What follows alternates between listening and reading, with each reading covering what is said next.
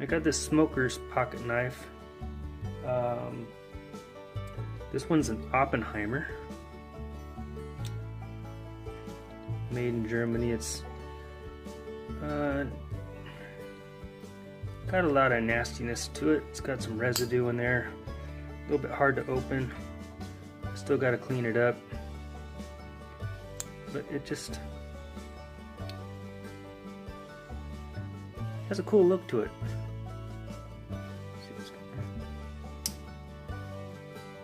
Cleaning tool there.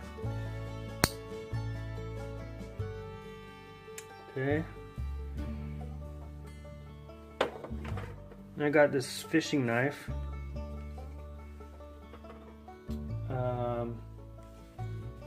This one's a Rapala.